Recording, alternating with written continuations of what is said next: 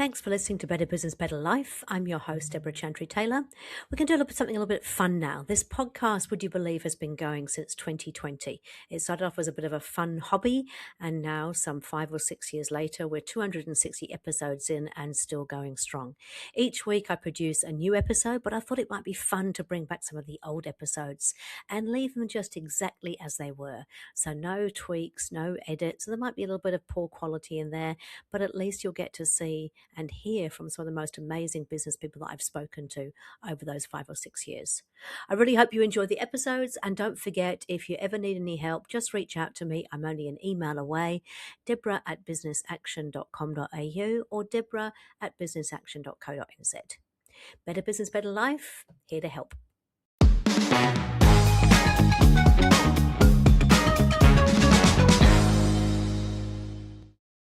So good morning and welcome to another episode of Better Business, Better Life. Today I am joined by Adam Harris, who is now a Kiwi, but originally from the UK like myself.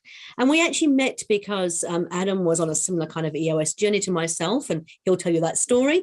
But he moved to New Zealand for a very specific reason. So he'll tell you that as well. Adam, welcome to the show. Lovely to have you on board. Thank you. Great to be here. Yeah. So you have a really interesting story, don't you? Because you kind of uncovered EOS and got involved with that. And then it led to you actually moving to this side of the world. So why don't you tell us a little bit about that story? Yeah, so I've been a leadership coach, consultant, facilitator, all those kind of buzzwords. Predominantly, I challenge people and create space and environment for them to grow themselves and their organizations. One of my clients, this is going back now, probably about 8 years, had come across Traction. I'd been coaching him as the CEO and also the senior leadership team. And he said, we've tried lots of different things, and actually we feel as if we want to move forward with EOS. I'm like, what the heck is EOS? And that was before the book came out. And he said, look, just read the book and tell me what I think. And I was like, wow. I'd written and published my book by that point, the Check-in Strategy Journal, and I just kind of looked at EOS and went, oh my God, this is just, it's the simplicity of it that I loved. The second thing is that it was the ability to be able to dilute and change the whole organization. So I think a lot of the times is the language and the speak is very high level, but to get kind of, Joe in the warehouse to be able to understand the terminology and the methodology, I think there's always been a bit of a challenge. Yeah. And then kind of the third thing was, it was the consistency, the cadence of meetings, the accountability, etc. So I was like, look, if you want me to help you facilitate, I'm more than happy to do so. So I was learning on the fly, absolutely love it. It helped me develop as a coach and as a facilitator. So that kind of then started a journey of just, as often as I do, I kind of got I've always had a big tool bag, and I'd be sitting with clients go, look, I'm not sure if you're interested, but I've just done EOS. What's EOS? And then you go down the story. And then, so in total over the years, I've helped implement about 25 different companies. In one of those companies, a former coachee of mine was really interested in kind of doing EOS and everything. And she said, look, I'm really thinking about being an EOS implementer. I was like, cool, go for it, go through the training. She says, but I need a company to kind of do a bit of a test bed with. I'm like, hands up, somebody offering to give me some support and help. So we as a business went through the process. And when we were kind of looking down and setting the 10-year vision, one of the things that we decided was as a family, and one of kind of our overarching things is the business is the business of the family. So everything that we do is about creating the money and the opportunity to stretch ourselves. Yep. So we set ourselves the 10-year vision of leading a nomadic life. That kind of sat on a bit on the back burner. And at the time, my daughters were 11 and 7. And we kind of got to the stage where we decided that we wanted to try and do something new. And we were actually looking at the south of England at kind of a Montessori or a Steiner methodology of education. Both myself and my wife are educators. And that's kind of fortuitously how we then started kind of the New Zealand journey. So I saw some flights come up So I've got family up in Whangaparoa, about an hour north of Auckland. So I hadn't seen them for a while. These flights come up. We came over at Christmas time, leaving Christmas Day. And then while we were there, we kind of remembered why we were looking at moving to New Zealand. We nearly did about 8 years ago before my wife got cancer. Some more flights came up. I was like, okay, well, let's book a flight for my wife and my eldest to come back and look at the schools. And then in between, we then found out about the Green School, which is here down in New Plymouth, very much around experiential learning. And it was like kind of, the universe kind of just plays and gives you these things. And then we finally moved here December 19. Wow. EOS has been a big part of my life. Yeah, I can see that. And so how are you finding it in New Plymouth? It's quite different to what I'm used to. I was only saying the other day, I don't really spend much time in traffic, which probably shouldn't tell too many Aucklanders that. We're quite far out of the way. We're not a throughput town. So you've really there's got to be a reason and a decision you want to get here, which in some ways kind of leads us to be kind of a really best kept secret. Life here is, 5 minutes down to the beach, never lived by the water before. So I'm really loving and enjoying that. It's been challenging. So I think the aspect of, with anything new comes excitement and anticipation. And then kind of when that's kind of settled down, there's kind of almost this realization of, I've got a sense of loneliness and isolation, and that's been kind of exasperated through the pandemic, and kind of just navigating through new and different thoughts and relationships, etc. Whilst it's been challenging, there's also been an aspect of kind of leaning into that from a growth area perspective. Yeah. And I know you've got some great clients down there that you're working with now. What is it like from a business perspective in New Plymouth? Interesting. I've found culturally business in New Zealand different. We were talking before we hit the record button that whilst the language verbally is the same, is that actually culturally is very, very different. I had anticipated that it was going to take some time and effort to understand the nuances. But it feels as if sometimes you've just got to start from ground zero. And I just kind of got to the stage of going, right, okay, look, I can only be who I am. I can't pretend to be anybody else because everybody else is taken. And then, do what I do best, which is connect people, add value, and just spend a lot of time listening and asking the right questions at the right time. And what's happened over the time since I've been here is you just build and things just kind of germinate and grow. And then all of a sudden you kind of sit back and go, oh, okay, I wouldn't have done that a year ago, not because I didn't want to, but maybe I wouldn't have necessarily been accepted. Things then just start kind of happening. And I'm an opportunist. I'm an entrepreneur. I see it from the visionary perspective, and I also see it from the integrator's perspective. And that ability to kind of be able to do so, I think, has always stood me in good stead, to listen, observe, and learn and adapt accordingly to the situations. And that's kind of, so we're sort of frank and fearless. That's come, I assume, from that journey that you've been on while you've been here. Yeah, so my business for many years was called Fresh Mindset, and very much about twisting the kaleidoscope and allowing people to kind of have a different view and a different perspective. Part of that is around giving ourselves permission to go through that. What I found was for the first kind of 9 to 12 months, I spent a lot of time listening. And it wasn't necessarily just about being here in New Zealand. Actually, it was from kind of a global perspective, but then B, from how I've been working and operating. And I kind of just got to the stage of kind of going, I'm not necessarily being true to who I am. I need to speak up a little bit more. I need to be a bit more frank and fearless. And I'd started writing a book about 5 years ago called Frank and Fearless. how to have focus, flow, and fun, specifically in the boardroom, but from a wider perspective around, we take things so seriously, and actually we're not having the right conversations with the right people at the right time, whether that be first and foremost with ourselves, second of all, internally, but actually, as importantly, from an external perspective. And I was just finding that I was having a lot of conversations with people and just thought, do you know what? Now's the right time to just kind of rebrand.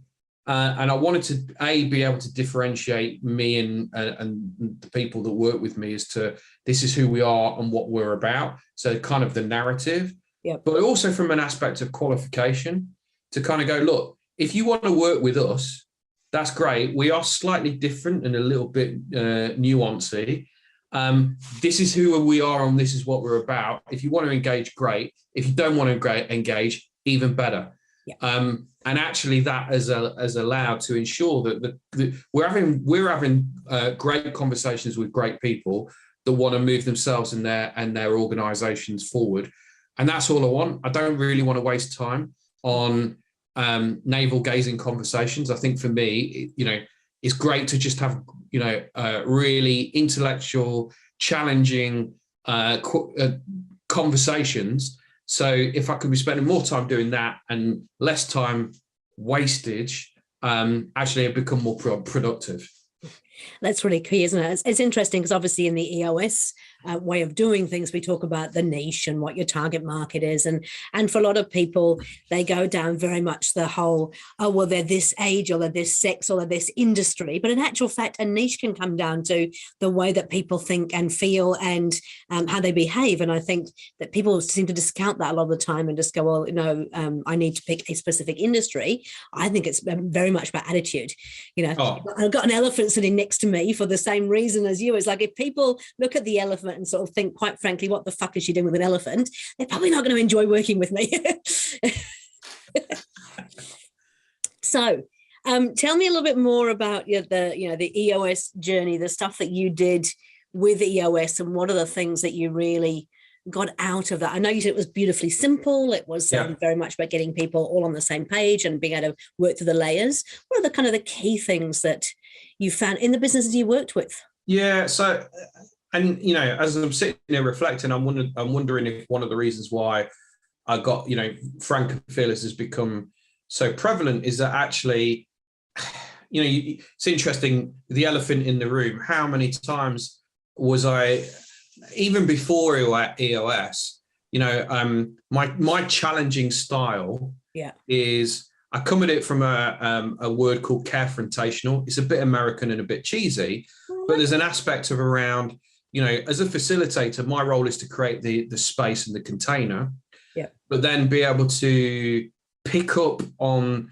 the energy, pick up on the things that are not being said, the subtleties that are around. And actually for me, EOS just enhanced that a step further because the process married with my style. So what it allowed me to do is just to turn around and go, so Deborah, you don't believe that he gets it. What makes you say that? Well, just tell me more, just explain. So that the process that we were going through just allowed that kind of enhancement. And I was just finding that, there's so much good stuff. There's so many good people. There's so many great companies that actually miss out because there's high levels of complacency. There's little levels. I don't even think it's just accountability. I think it's a lack of inertia. There's so much assumptions that are being made. And actually, when you can walk away, as I know that you do, and I do, is that when you walk away from an intervention with a client and you go, fuck me, I added some value today. Yeah. Not only, and I get a huge amount of buzz and energy from that. Yeah. I, from a coaching perspective, I've always lived by the mantra that if I feel uncomfortable, I am playing in exactly the right space, because I know that if I'm not prepared to go there, then nobody else will. Yeah. It's kind of like, that's where I kind of get my kryptonite from, is that, and it's not about making people feel uncomfortable. It's just about having those right conversations. I think the other thing is that people hold on to members of staff and members of their team for far too long. Yeah. And taking or allowing and helping, organizations and individuals to understand those emotions, and to, understand, and there's been times when I've had to be really blatant and kind of go, right, okay, get your wallet out on the table. And I will literally take cash out of somebody's wallet and go, look, you would not accept this from me. Yeah. Now, so why do you feel it's acceptable to allow one of your members of your staff to basically steal from you? I was wondering where you were going with that. I'm so pleased that we got to that. But it's true, right? Yeah, and it's a really nice way of showing it. Yeah, and I mean, there's so much more. I mean, I would urge anybody that's listening to this to definitely be exploring, the methodology around EOS, to be looking at the books, to be having conversations, with you, because you don't know what you don't know. Yeah. And actually, if you don't understand why you, as the entrepreneur or the business that exists, what's the point? You've really got to, ascertain, and, I think there's so much bullshit, and it's great to be on a podcast where I could just be a little bit free with my language. But there's so much business bullshit that actually you need to understand, and EOS might be part of it. But if you're not spending the time, energy, and effort in addressing the things that you really need to, what is the point? You might as well just go and get a job with somebody else. And the chances are, if you're good at what you do, so you probably go into an organization and earn a decent salary. And that actually may well be the best thing for you. Mm-hmm. But at least have the honesty and the openness to explore it and then get to that conclusion. Yeah, I love it. Yeah. So did you have any sort of favorite tools in EOS that you like to use? I love GWC. Do they get it? Do they want it? They've got the capacity. I think it's a real true leveler. I think it completely strips away, the emotion, and it really makes you look in the mirror and just go, look, are we just being too nice? And I think it's really easy to just be nice. And somebody, years ago, I remember somebody selling, way before kind of EOS, is that the longer you hang on to somebody, knowing that it's the wrong decision, you're actually preventing them from actually doing what they need and what they're passionate about. What they love. So we think that we're protecting them, and we think that we're doing the best thing for us because we don't want the confrontation and we don't want to have the difficult conversation. But actually, nobody's winning. And the sooner that we do it, the better it's going to be for all parties. Yeah. So I love GWC. I must admit, one of the times that I actually did it with a leadership team and explained we're going to do like a real-time review and actually go around the room and talk about whether somebody GWC'd it. There was just these looks of horror on their faces. It's like, what now? Like actually in real time? It's like, yes, we are. And, people were very nervous about it. But in actual fact, some things came out of that I think I've never, ever in the 35 years that company being together, ever been discussed. And it was fabulous. And, I think that when you have those conversations, then you can really start to move forward. Yeah. And I think that for me, there's a big part of that is about, a large part of what EOS is about giving people the permission to be open, honest, and vulnerable. In theory, being frank and fearless. Yeah. Because that they know that they can do so, and they can do it without being shot down. Yes. And actually, having that level of confrontation is good if it's done if it's coming from the right place. Yeah. Then what happens is the disagreement and the uncertainty then creates opportunity. Mm-hmm. Because then people go, well, actually, do you know what? And I typically see it so many times in family businesses where the wrong people are leading the business. Yeah. Just because they've got the surname, and there's other people. And the thing is that, I think a lot of boards are really naive to think that the rest of the employees and the other stakeholders do not know. And then, you kind of, and I'm sure you've seen this, and there'll be numbers of people that be listening to the podcast where you kind of, we've just made this decision or this has happened, and you go, well, that should have been done years ago. And you're like, what? And people just know. It's kind of almost like the unwritten, or the unspoken. And the more you can understand that, then the business begins to be a lot more healthy. Yeah. And they're talking about the right things instead of talking about the things that they feel that they should do because it's not controversial. Yeah, love it. Okay, so GWC definitely one of our favorites. Anything else that sort of stands out for you? I love level 10. I think for me, the cadence of the weekly meeting in line with what we're doing for the quarter and then for the year, the consistency is what creates, the traction. And when you think about it, it's so bloody simple. The aspect of let's make sure that, same time, same place, same day, every single week. Yep. But then it's the nuances about ensuring that we're talking about the right things at the right time. And you start seeing very fast, very quickly that we're getting shit done. Yeah. And actually people go, if there was any resistance to kind of doing it, is that you suddenly very, very quickly see what begins to change and what begins to happen. Mm-hmm. And actually, part of that challenge is about getting the wrong people out of the business. So, what's got you here is not necessarily going to get you where you want to get to. And it's about being brave. I think one of the challenges is I find a lot of the times is that, the entrepreneur, a lot of the times they're the bottleneck. Yeah. So there's a huge amount of bravery that is kind of needed to kind of, go through, the process. And sometimes that you can see the mirror being shone up in front of their face. And I'm sure like me, you've seen businesses that retreat or entrepreneurs that retreat because actually the light is being shone on them and they don't actually like it. Yeah. If they can get over themselves and they can put their ego to one side, and some can and some can't, is that what then comes off the back end of it is that you've got a far better business.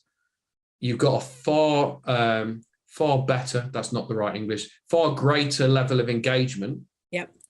And actually you're doing a lot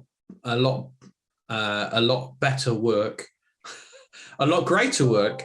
Yep. For the purpose or whatever it is and the reason why you exist. Yeah. But that is part of the journey. It is interesting. I actually found out that the EOS light bulb, which I always assumed was like an idea light bulb, was actually about shining lights on issues and resolving issues once and for all. So that was an interesting little tidbit there. I forgot to ask you, Harry, at the beginning, like in terms of professional and personal best, what are the things that you would share in terms of your life that you think are, your professional and your personal best so far? Okay. So I'm an entrepreneur. I'm an opportunist. I kind of liken it to kind of go, I don't know if you remember the film Minority Report. I think it was an early 90s film, Tom Cruise. And he basically had a whole load of digital displays and he was pulling information in from various bits and pieces and connecting things together. That's kind of how my brain works. So when I'm sitting or I'm listening or I'm watching or I'm observing, I have this ability to naturally be able to connect things together and see things as opportunities. So where other people might be, oh, this isn't necessary, what's the point in doing this? I'm like, okay, this is going to take me one step closer towards what the bigger thing is. So we used to have a business called Airheads. So we used to supply inflatable extras to the TV and film industry. And So that took me to some pretty amazing, challenging, different places. Yeah. I also used to be a professional lookalike. Did you? Yeah. I'd like to have to guess who it was. I won't put you through the pain and misery because he was a D-list celebrity. He was married to Liza Minnelli. Okay. Yeah, famously got beaten up by her, allegedly. He was Michael Jackson's best friend, and he was a world-renowned record producer. Most people won't know who he is, but those people that will, or they want to do a picture analysis, was a guy called David Guest. Yes, I remember him well. Yeah, okay. Yeah. You were his celebrity lookalike. Well, yeah, he's dead now, unfortunately. So there's not really much work for me. But again, that just kind of took me to. I didn't do a massive amount of work with that, but it gave me the chance and the opportunity to see differing things. And for me, what's been great over the years of having a portfolio career is things that I'll learn in one situation, I'll then take into the next company or organization or coaching session that I'm doing. And that difference and that ability to be able to kind of interweave different situations, actually, again, that's kind of where my kind of kryptonite is. Yeah.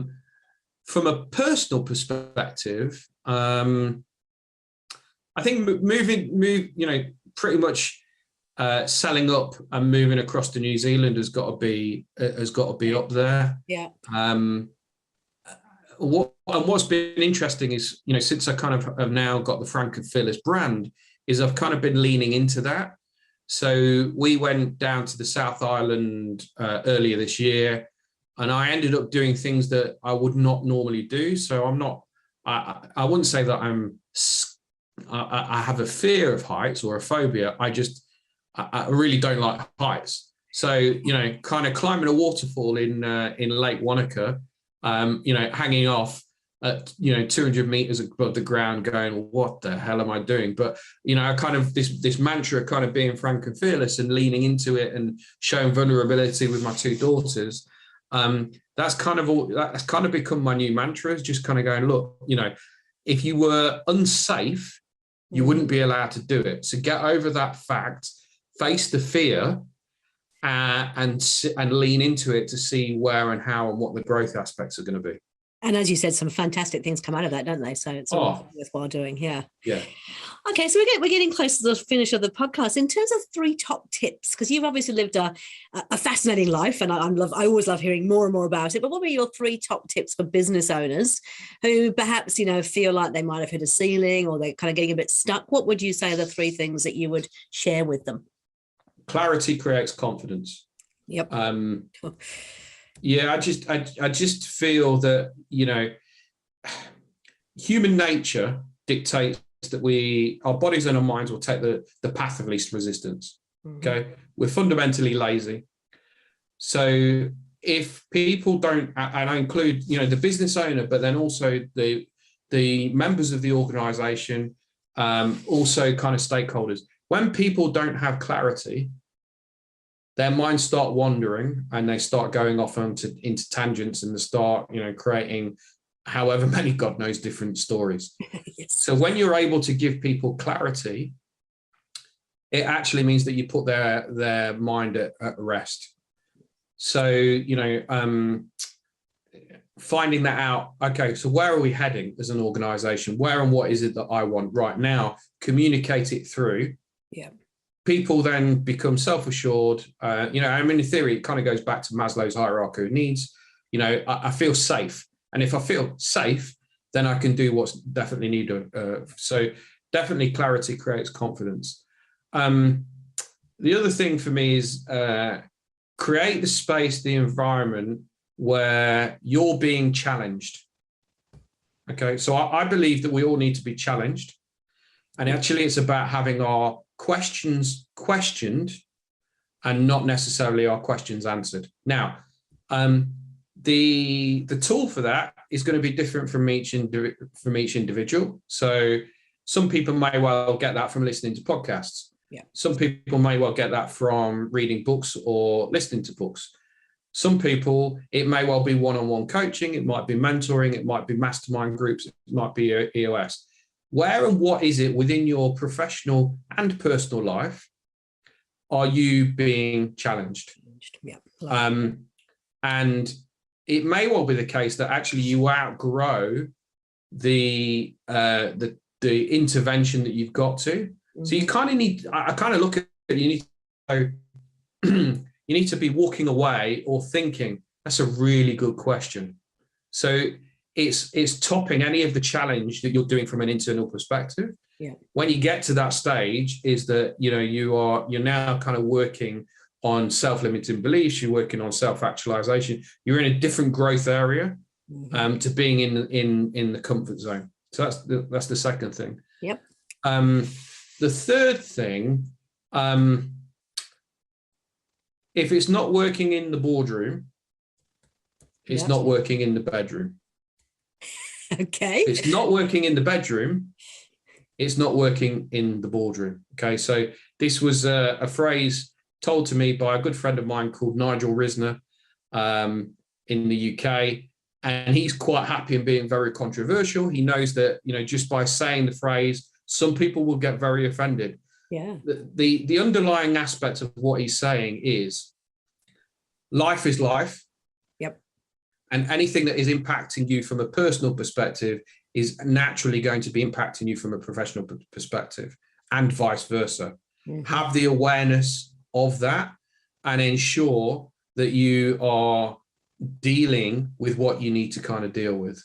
And actually, as a leader or as a business owner, and you have to work out and decide what sort of leader you want to be, but there needs to be a level of humility in the fact that somebody's not performing. Mm-hmm. What is it that's going on in their life which is meaning that they're not performing? And, if you're a humble leader and you're building relationships and rapport, actually how you support people when they're going through the bad times will actually mean that you will have far greater times. So I think there's an aspect of humility, humanize to professionalize. Mm-hmm. It's, for a lot of the people that are listening to this podcast, we're in the business of people. It just so happens that we've got an output product or a service at the back end. Yeah. So, from a cultural perspective, what's the culture that you want? What's the culture that you would love to lead? What's the legacy that you want to leave for the people that work for you? These are kind of soul-searching questions, but I believe as a coach and in the fundamentals that sit within EOS, they're absolutely fundamentally important, because otherwise we just become transactional. Yeah. And we're just like another business. Mm-hmm. I've started to do a lot of work with B corporations. Oh yeah. So yeah, the aspects of it's not just about the money on the bottom line and shareholder return. What are we doing for our people? What are we doing for the planet? And why do we exist? Yeah. So there's some similarities with EOS. Love it. Hey, Adam, it's been an absolute pleasure as always. If people want to get in contact with you and have a conversation about being frank and fearless or any other things we've talked about, how would they get hold of you? So I've got the Frank and Fearless Leadership podcast available on all platforms. frankandfearless.com or find me on LinkedIn, Adam Harris. And I often say to people, really have a look at the testimonials and the videos of what other people say about me, because that'll give you an idea of who I am and what I'm about. Yeah. And I'm a connector. So, I kind of work on the premises that if I don't know the answer, I'll know somebody that will. Yeah. And if I don't know somebody that will, I'll know somebody that can introduce me to somebody that can. So you and I have got a lot of similarities there, but hey, that's really fantastic. Thank you so much. Look forward to catching up again soon, and enjoy the rest of your week. Fantastic. Hopefully it'll be in Auckland as well, face to face. Yeah, maybe. Thanks, Adam.